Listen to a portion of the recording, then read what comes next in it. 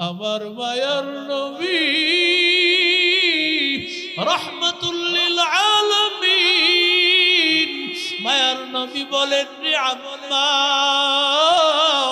ওরে সুমাইয়া একটু ধৈর্য ধারণ কর আল্লাহ তোদেরকে উত্তম বদলা দিবেন আবু জাহেলের গোলাম ছিল আর আবু জাহেলের বাদী ছিল এমন সময় আবু জাহেল ডাক দিয়া বলে ও আম্মার তাড়াতাড়ি সময় থাকতে ঈমান ছাড় না হয় তোরে দুনিয়া থেকে বিদায় করে দেওয়া হবে ওদিক দিয়া মায়া ডাক দিয়া বলে রে আম্মার আল্লাহর কসম রে আম্মার আমার জান চলে যাবে রে আম্মার কিন্তু এর বড় তুই ঈমান ছাড়বি না ঈমান ছাড়বি না ওরে আল্লাহর বান্দা ওরে নবীর আশিক উম্মতের দল এরে আল্লাহর গোলাম এই কথা বলার পরে আম্মার রাদিয়াল্লাহু তাআলা আনহুকে ডাক দিয়া বলে যদি ঈমান না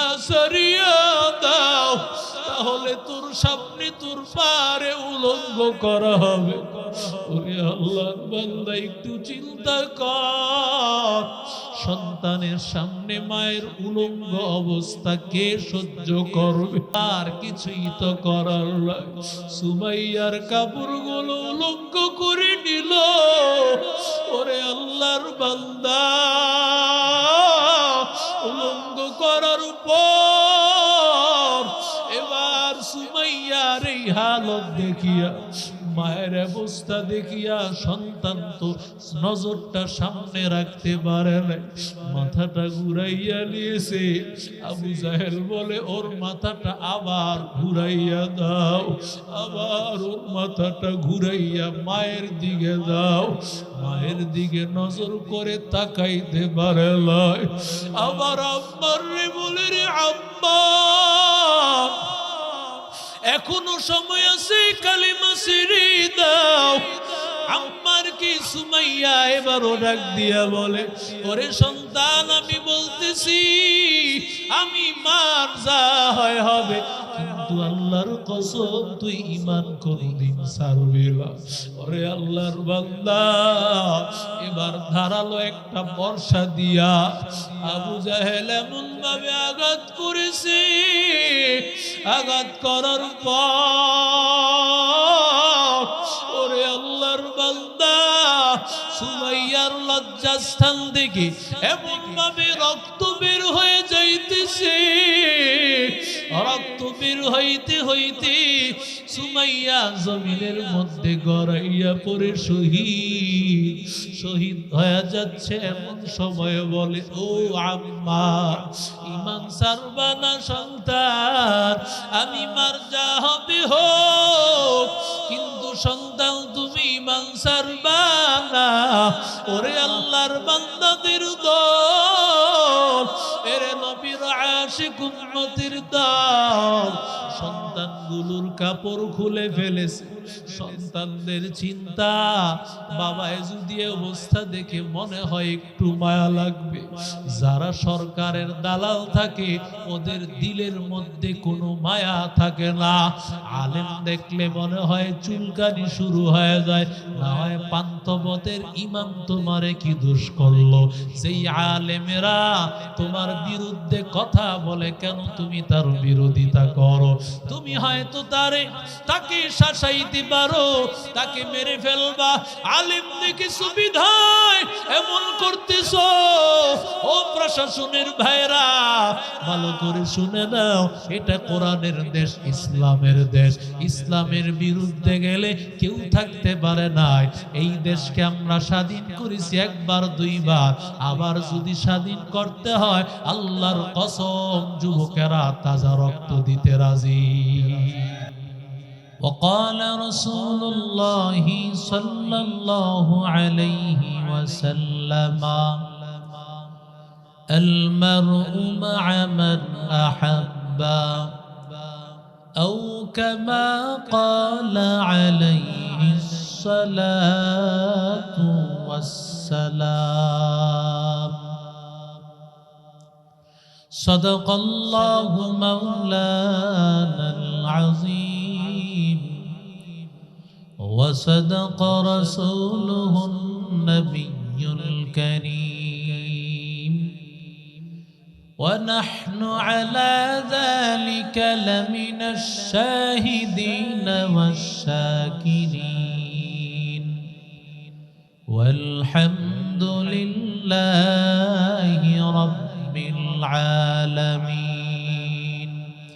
محبت الشت زبان كل شكل كري اللهم صل على محمد وعلى آل محمد كما صليت على إبراهيم وعلى آل إبراهيم إنك حميد مجيد اللهم بارك على محمد وعلى آل محمد كما باركت على إبراهيم وعلى آل إبراهيم إنك حميد مجيد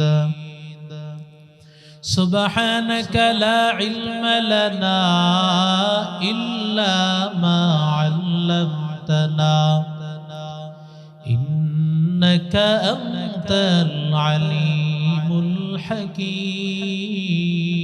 الحكيم رب زدني علما رب اشرح لي صدري ويسر لي أمري واحلل عقدة من لساني يفقه قولي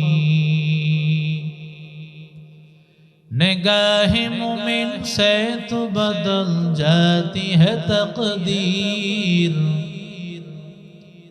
निगाह मुमिन से तो बदल जाती है तकदीर ये बंदा की कुव्वत नहीं कुदरत का इशारा ये बंदा की कुव्वत नहीं कुदरत का इशारा ऐ मर्द खरद तर्क मासी की जरूरत ऐ मर्द खरद तर्क मासी की जरूरत अब सोहबत सालिह की सवा कोई नहीं चारा अब सोहबत सालिह की सवा कोई नहीं चारा मरदूद है पीछे हमें खबर नहीं लेकिन मरदूद है पीछे हमें खबर नहीं लेकिन एक वक्त में हालाक जो अमाल ही सारा एक वक्त में हालाक जो अमाल ही सारा सकले बुरी अल्हम्दुलिल्लाह জামিয়া ইসলামিয়া শামসুল কোরআন গায়নবাড়ি মহিলা মাদ্রাসা এতিমখানার উদ্যোগে আয়োজিত বার্ষিক ওয়াজ ও দোয়ার মাহফিলের সম্মানিত সভাপতি জনাব শেখ গোলাম কাউসার সাহেব চেয়ারম্যান ৫ নং ভাষাঞ্চর ইউনিয়ন পরিষদ আজকের মাহফিলের প্রধান অতিথি জনাব আলহাজ আবুল কালাম আজাদ সাহেব আজকের মাহফিলের প্রধান আকর্ষণ প্রধান মেহমান মুফাসসির কোরআন পীরজাদা আল্লামা ইহসান উদ্দিন খান বারাকাল্লাহু ফি হায়াতি অত্যন্ত চমৎকার আলোচনা করেছেন সাদিকুর রহমান সিদ্দিকী হাফিজাহুল্লাহ আমার আগে অত্যন্ত চমৎকার আলোচনা করেছেন প্রিয় ভাই মুফতি আবু সাঈদ নোমানী হাফিজাহুল্লাহ আল্লাহ তাআলা হযরতদের এই খেদমতগুলোকে কবুল করেন সকলে বলি আমিন আল্লাহ তাআলা এগুলোকে নাজাতের উসিলা বানায় দেন সকলে বলি আমিন উলামায়ে কেরাম ধারাবাহিকভাবে আপনাদের সামনে আলোচনা করেছেন উলামায়ে কেরামের সোহবত আলেম ওলামাদের সোহবতে আসতে পারা এটা বড় ভাগ্যের ব্যাপার। সবার ভাগ্যে কিন্তু কোরআন হাদিসের আলোচনা জোটে না। সবাই কোরআন হাদিসের বয়ান শুনতে পারে না। মাশাআল্লাহ, অনেক যুবকেরা আসছে, জানি না কতক্ষণ ব্যাটারির পাওয়ার থাকে। আবার অনেক নেশা আছে, অনেকে অনেক যুবকের আছে, আবার অনেক বুড়া মানুষেরও আছে। কথা কোন ঠিক না বেঠিক? নেশা উইটটা গেলে মাশাআল্লাহ দিলে উইটটা যায়। কিন্তু এই জান্নাতের বাগান থেকে যদি কোরআন হাদিসের যে বয়ানটুকু হয়, সর্বোচ্চ 3 ঘন্টার মধ্যে সব শেষ হয়ে যায় আলহামদুলিল্লাহ। সবার আলোচনা, এই যে এতটুকু সময় 3 ঘন্টা পর্যন্ত, তো অনেক যুবকরা 2 ঘন্টা 3 ঘন্টা একটা ছবির দিকে তাকায় থাকে। কথা কন না কেন?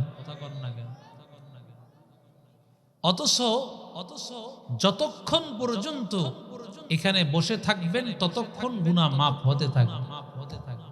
এটা মোল্লার কথা না আল্লাহর কথা? যতক্ষণ পর্যন্ত বসবেন ততক্ষণ আল্লাহর রহমত হতে থাকবে। যতক্ষণ পর্যন্ত বসা থাকবেন ততক্ষণ সব গুনাহ মাফ হয়ে জান্নাতের দরজা বাড়তে থাকবে। আর যদি আখিরি মুনাজাত করে চোখের পানি ফেলে যেতে পারেন, আল্লাহ বলেন ইল্লা মান তাবা ওয়া আমানা ওয়া আমিলা আমালান সালিহা, যখন বান্দা গুনার কথা স্মরণ করে চোখের পানি ফেলে দিবে, পূর্বের সব গুনাহ মাফ, গুনাহগুলো আল্লাহ সওয়াব বানায় দিবে। এই কথা কার? এজন্য এই মাহফিলগুলো ছাইরেন না। আজকের এই মহতি মাহফিল পেয়েছেন, আর জীবনে পাবেন কিনা এটাও জানা নাই। যেই ভূমিকম্প হয়েছিল 1 মিনিট স্থায়ী হইলে বাংলার মানচিত্র সারা জীবনের জন্য মুছে যাইত। ঠিক কিনা জোরে বলে? হয়তো গ্রাম দেশের কিছু সনের ঘর মানুষ পাইত। ঢাকা শহর, শহরের বাড়ি ঘর সব শেষ হয়ে যাইত। এখনো বুঝলেন না কার উসিলায় সিন্নি পাইলা মোল্লা চিল্লা। এখনো জানো না কোন উসিলায় আল্লাহ এই ভূমিকম্পকে আল্লাহ স্থায়ী করে দেশকে ধ্বংস করেন নাই। একমাত্র মাদ্রাসা আর হাফেজ আর আলেমদের কারণে। কথা কন না কেন? কি বিশ্বাস হয় না? বিশ্বাস না হইলে কবরে গিয়া হবে। বিশ্বাস নবী করাইতে পারেন না, কারণ আল্লাহ তাআলা কোরআনে বলে দিয়েছেন যার বিশ্বাস হবে না সে শেষ। খতামাল্লাহু আলা কুলুবিহিম ওয়া আলা সামঈহিম ওয়া আলা আবসারিহিম গিশাওয়া। কানে মোহর মারছেন, চোখে মারছেন, অন্তরে মারছেন, এর দিয়ে আর কাজ হবে না। এজন্য পৃথিবীর মানুষকে আল্লাহ চাইলে, আল্লাহর কাছে যখন বান্দা চায়, আল্লাহ তার হেদায়েতের রাস্তা খুলে দেয়। ঠিক কিনা জোরে বলে? আল্লাহ ওয়ালাদের সাথে সোহবত অর্জন করলে কি লাভ হবে? আল্লাহ তাআলা সূরাতুল কাহাফে এই বিষয় নিয়ে চমৎকার একটি ঘটনা আল্লাহ উল্লেখ করেছেন। রাসূলকে আসহাবে কাহাফ সম্পর্কে জিজ্ঞাসা করা হয়েছিল। রাসূল বলেছেন আমি আগামীকাল উত্তর দিব। এ কথা বলার কারণে আল্লাহ ওহী বন্ধ রেখেছিল দীর্ঘ সময়। আল্লাহ তাআলা এরপরে যখন আল্লাহ জানায় দিলেন ওয়ালা তাকুলান্না লিশাইইন ইন্নী ফাইলুম যালিকা গাদা ইল্লা আইয়াশা আল্লাহ, ইনশাআল্লাহ বলা ছাড়া কোনো কথা বলবেন না, আগামীকাল কিছু না, ইনশাআল্লাহ। এজন্যই রাজনীতিবিদ চোরার ঘরের চোরারাও জানে সব চুরি আর বাটপারি করার সময় ইনশাআল্লাহ কয়া কয়া করে। কথা কোন ঠিক না? ওরাও জানে ইনশাআল্লাহ কইলে একটা রাস্তাঘাট খুলবে। আল্লাহ তাআলা বলেন রাসূল করিম সাল্লাল্লাহু আলাইহি সাল্লামকে আল্লাহ জানায়া দিয়েছেন أم حسبت أن أصحاب الكهف والرقيم كانوا من آياتنا عجبا আফসুস নামক একটা শহর ছিল ওই শহরের একটা পাহাড়ের নাম ইলা এবং ওই পাহাড়ের যে গর্ত ছিল গর্তের নাম কাহাফ আল্লাহ তাআলা বলেন এই আসহাবে কাহাফের আশ্চর্য একটা ঘটনা আমি নবী আপনাকে জানায়া দিচ্ছি কি ঘটনা বাদশা দিকিয়ানুস নামে একজন জালেম বাদশা আল্লাহর বান্দা সব মানুষকে নিয়ে একটা মেলার জায়গায় সবাইকে নিয়ে হাজির হয়ে যাইতেন বাদশার মন্ত্রীরা বাদশার এমপিরাও গিয়ে হাজির মূর্তিকে সামনে রাখিয়া বাদশা বলতেন মূর্তিদেরকে পূজা কর মূর্তিদের সামনে মাথা নত করো এই কথা বলার পর বাদশা আরো বলে আমার সামনেও মাথা নত করো নাউজুবিল্লাহ না সুবহানাল্লাহ বাদশা যখন আদেশ করেছেন আল্লাহর একজন গোলাম একজন যুবক বাদশার মন্ত্রীদের সন্তান আদেশ শোনার পর সাথে সাথে মজলিস থেকে উঠে গিয়েছে আল্লাহর বান্দা উঠে গিয়া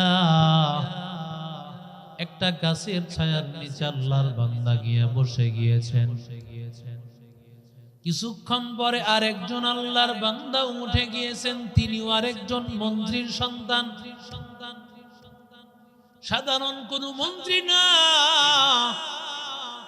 বরং বাদশার বড় বড় মন্ত্রী শিক্ষা মন্ত্রী এমন বড় বড় মন্ত্রী এদের সন্তান এইভাবে একজন করতে করতে 7 জন লোক গিয়া তারা গাছের নিচে বসে গেছে আল্লাহর কুদরত একজন কিন্তু একজনকে চিনে না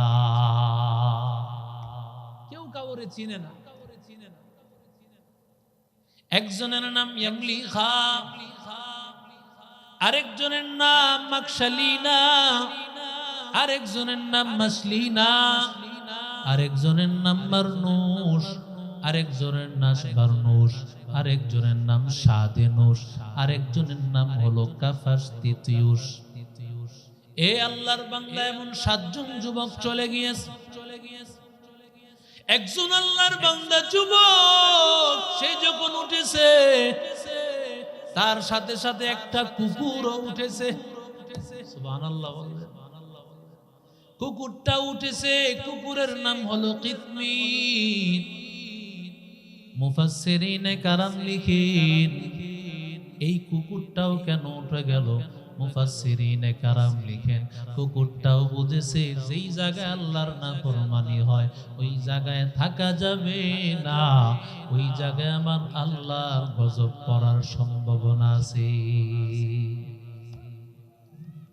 এবার 7 জন আল্লাহর বান্দা যুবক ওরা এক জায়গায় গিয়ে হাজির কিন্তু সবার মনের মধ্যে ভয় কারণ সে তাকে চিনে না সে তাকে চিনে না কেউ কাউরে চিনে না এমন সময় আল্লাহর এক বান্দা দাঁড়াইয়া গিয়েছে দাঁড়াইয়া যাওয়ার পর আল্লাহর বান্দা ডাক দিয়া বলে রে ভাই তোমরা কে কি উদ্দেশ্যে এসেছো আমি তোমাদের উদ্দেশ্য জানি না তবে ভালো করে শুনে নাও আল্লাহর পক্ষ থেকে অর্ডার হলো আল্লাহ ছাড়া কারো সামনে মাথা নত করা যায় না সিজদা করার মালিক একমাত্র কে আর হুজুর আওয়াজ করেন করে বলেন কে আল্লাহ ছাড়া কারো সামনে মাথা নত করা যাবে না ও আল্লাহর গোলাম এই কথা বলার পর দ্বিতীয় আল্লাহর বান্দা দাঁড়ায় সেও একই রকম বক্তব্য প্রদান করেছে। সুবহানাল্লাহ বললেন। দ্বিতীয় বান্দাও কিন্তু জানে না আল্লাহর তৃতীয়। এই বাবারা উঠাউঠি করেন কেন? কি হয়েছে? সমস্যা কি? সমস্যা কি? উঠাউঠি করবেন না আল্লাহর রাস্তায়। হ্যাঁ হ্যাঁ হ্যাঁ যান, উঠাউঠি করেন না। এটা মেলার ময়দান না। আসলেন এনে সব করণ যাইব, উড়ন যাইতো না। কথা কোন ঠিক না বেশি? আরে কত তামসা করে রাতের পর রাত কাটাইছেন একটা মাহফিলে। এই আলোচনা এগুলো তো আমরা শিখছি হুজুররা এখানে বসা ওলামায়ে কেরাম। জিজ্ঞাসা করেন কত কষ্ট করেছে, ঠিক কিনা জোরে বলেন।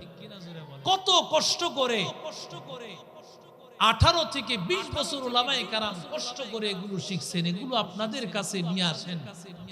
কত সহজ পদ্ধতি আপনারা জেনে ফেলেন। এগুলোর পিছনে আলেমরা বহু কষ্ট করেছে। আমরা যেমন ভাবে ওস্তাদদের সামনে থাকার কারণে আশা করা যায় আল্লাহওয়ালা আলেমরা যখন যাবেন তাদের ছাত্র হিসাবে আমরাও যাব। এখানে আমরাও যারা সাধারণ মানুষ উপস্থিত, আল্লাহ যদি কবুল করেন কোরআনের ছাত্র হিসাবে আল্লাহ আমাদেরকেও জান্নাতে নিয়ে। আরো জোরে বলেন। ই কালামে জিন্দা কুরআনে হাকিম হিকমতে ও লা ইয়াজাল সুতু কদিম জামিউল ইলম ফিল কুরআনে হাকিম تقاصرت عنه أفهام الرجال بخا قرآن كلام الله بشنا قديم استی نينو। সাতজন বান্দা সবার এক রকম বক্তব্য। মুফাসসিরিনে কেরাম লিখেন রূহের জগতে আমার মালিক আল্লাহ যাদেরকে রূহের জগতে একত্রিত করেছেন, রূহের জগতে যদি কোরআনওয়ালাদের সাথে তোমার সম্পর্ক হয়ে থাকে, রূহের জগতে যদি হাফেজ আর আলেমদের সাথে সম্পর্ক হয়, দুনিয়াতে আসার পরে তোমার হাফেজ ভালো লাগবে, আলেম ভালো লাগবে, মাহফিল ভালো লাগবে। আর যদি রূহের জগতে হাফেজদের সাথে সম্পর্ক না হয়, আলেমদের সাথে সম্পর্ক না হয়, কোরআনের সাথে সম্পর্ক না হয়, এই দুনিয়াতে আসার পর তোমার কাছে মাহফিল ভালো লাগবে না, কোরআনের আওয়াজ ভালো লাগবে না। তোমার কপাল পুড়ে গেছে, পুরা কপাল কোনোদিন ঠিক হবে না। এরে আল্লাহর বান্দার যুবক, এখানে বসার অর্থ হলো আল্লাহ জান্নাতে আমাদেরকে একসাথেই বসাইছেন। কথা কর না কেন? রূহের জগতে যদি বসতে না পারতাম, এখানে আল্লাহ তাআলা একত্রিত করতেন না।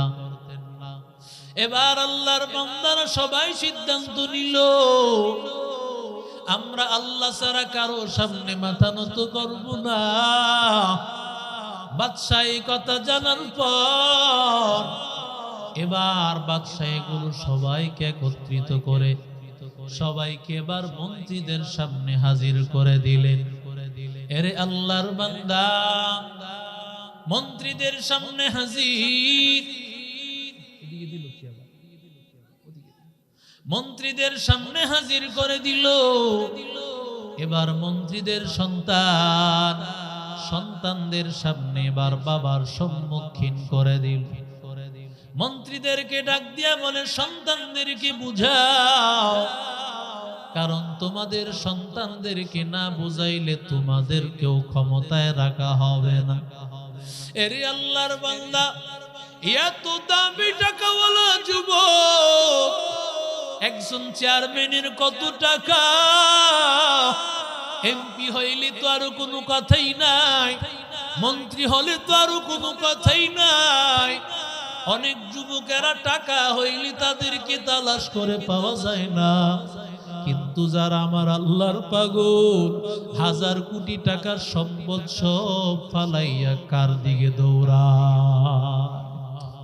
এরে আল্লাহর বান্দা যুবক, আল্লাহর বান্দা মন্ত্রী ডাক দিয়া বলতেছে তাড়াতাড়ি ঈমান সার, ঈমান সারিয়া বাদশার কাছে মাথা নত কর, বাদশার পায়ে মাথা নত কর। এরে আল্লাহর বান্দা, আর না হয় তোর বাড়ি ঘর থেকে বঞ্চিত করা হবে। ছেলেটা ডাক দিয়া কয় বাবা, আল্লাহর জাতের কসম, আমি আমার বাড়ি হারাইতে রাজি। আল্লাহর কসম, আমি ঈমান হারাইতে রাজি না, আমি ঈমান হারাইতে রাজি না। আরেকজন মন্ত্রী ডাক দিয়া বলে ও বাবা, তাড়াতাড়ি ঈমান সার, না হয় তোর সব সম্পদ থেকে বঞ্চিত করা হবে, কোনো টাকা পয়সা কিছুই দেওয়া হবে না। এমন সময়ে সন্তানটা ডাক দিয়া বলে ও বাবা, ভালো করে শুনো, আমি এমন রবের সন্ধান পেয়েছি, এমন আল্লাহর সন্ধান পেয়েছি, ওই আল্লাহর সন্ধান পাওয়ার পর কোন সম্পদ আমার কাছে দাম নাই, কোন টাকা পয়সার আমার কাছে দাম নাই, আমার কাছে একমাত্র দাম আমার আল্লাহ, আমার দয়া মাওলা রে,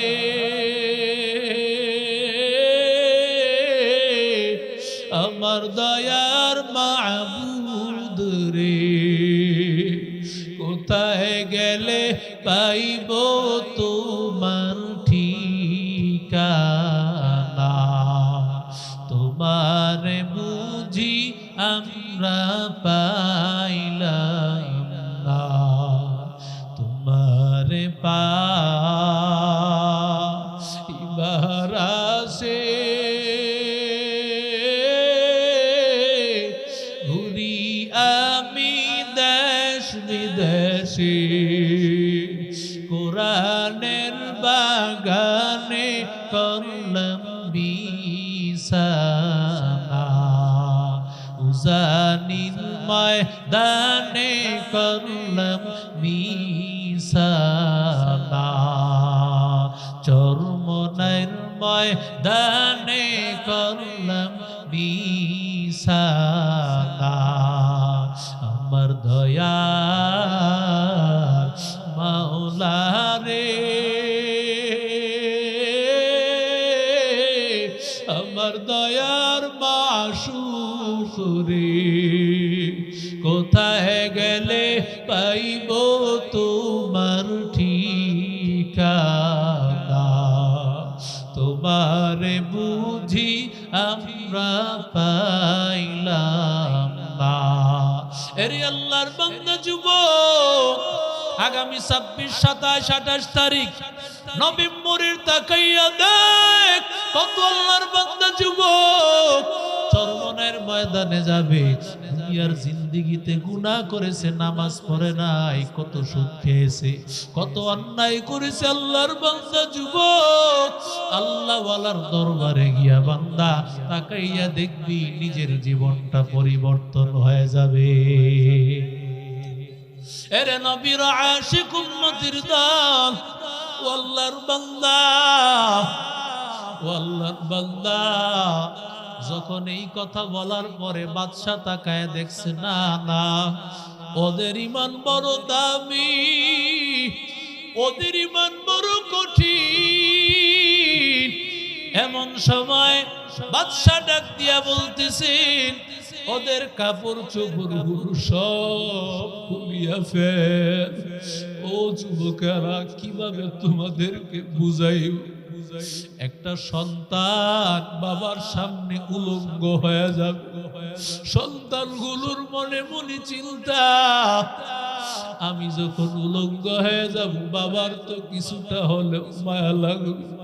ওরে আল্লাহর বান্দা যুবক, রহমতের নবী, আমার মায়ার নবী রাস্তা দিয়ে হাঁটিয়া যান, আমার মায়ার নবী রহমতুল লিল রাস্তা দিয়ে হেঁটে যাওয়ার সময় নবী আমার তাকাইয়া দেখতে পায়, আমার নবী তাকাইয়া দেখতে পায় হযরত আম্মারকে গাছের সাথে বেঁধে রাখছে।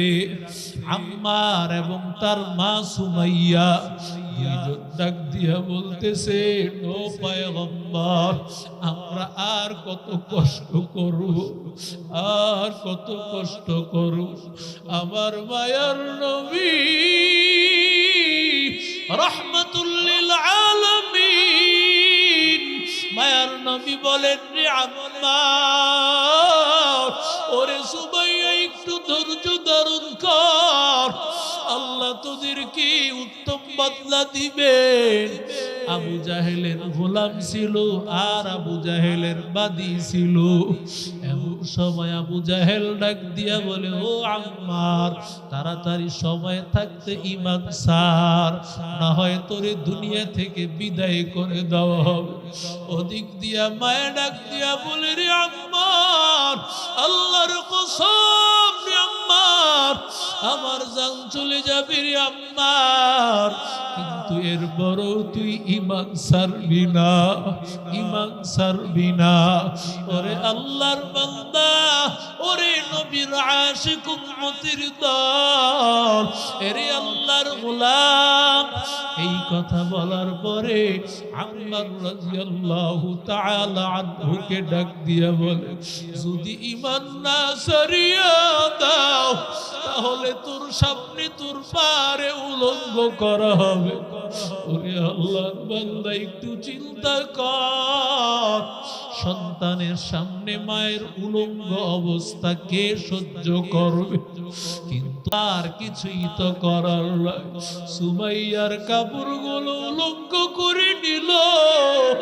ওরে আল্লাহর বান্দা, উলঙ্গ করার পর এবার সুমাইয়ার এই হালত দেখিয়া, মায়ের অবস্থা দেখিয়া সন্তান তো নজরটা সামনে রাখতে পারে না, মাথাটা ঘুরাইয়া নিয়েছে। আবু জাহেল বলে, ওর মাথাটা আবার ঘুরাইয়া দাও, আবার ওর মাথাটা ঘুরাইয়া মায়ের দিকে দাও। মায়ের দিকে নজর করে তাকাইতে পারে না। আবার আম্মার রে বলে, রে আম্মা, এখনো সময় আছে, কালিমা ছেড়ে দাও। আম্মার কি সুমাইয়া এবারও ডাক দিয়া বলে, ওরে সন্তান, আমি বলতেছি, আমি মার যা হয় হবে, কিন্তু আল্লাহর কসম তুই ঈমান কোনদিন ছাড়বি না। ওরে আল্লাহর বান্দা, এবার ধারালো একটা বর্ষা দিয়া আবু জাহেল এমন ভাবে আঘাত করেছে, আঘাত করার পর ওরে আল্লাহর বান্দা, সুমাইয়ার লজ্জাস্থান থেকে এমন ভাবে রক্ত বের হয়ে যাইতেছে। রক্ত বের হইতে হইতে সুমাইয়া জমিনের মধ্যে গড়াইয়া পড়ে শহীদ হয়ে যাচ্ছে। এমন সময় বলে, ও আম্মা, ঈমান ছাড়বা না সন্তান, আমি মার যা হবে হোক, কিন্তু সন্তান তুমি ঈমান ছাড়বা না। ওরে আল্লাহর বান্দাদের দল, এরে নবীর আশিক উম্মতের দল, সন্তানগুলোর কাপড় খুলে ফেলেছে। সন্তানদের চিন্তা, বাবায় যদি অবস্থা দেখে মনে হয় একটু মায়া লাগবে। যারা সরকারের দালাল থাকে ওদের দিলের মধ্যে কোনো মায়া থাকে না। আলেম দেখলে মনে হয় চুলকানি শুরু হয়ে যায়, না হয় পান্তবতের ইমাম তোমারে কি দোষ করলো। সেই আলেমেরা তোমার বিরুদ্ধে কথা বলে, কেন তুমি তার বিরোধিতা করো? তুমি হয়তো তাকে শাসাইতে চাইতে পারো তাকে মেরে ফেলবা। আলিম দেখে সুবিধায় এমন করতেছ। ও প্রশাসনের ভাইরা ভালো করে শুনে নাও, এটা কোরআনের দেশ, ইসলামের দেশ। ইসলামের বিরুদ্ধে গেলে কেউ থাকতে পারে না। এই দেশকে আমরা স্বাধীন করেছি একবার দুইবার, আবার যদি স্বাধীন করতে হয় আল্লাহর কসম যুবকেরা তাজা রক্ত দিতে রাজি।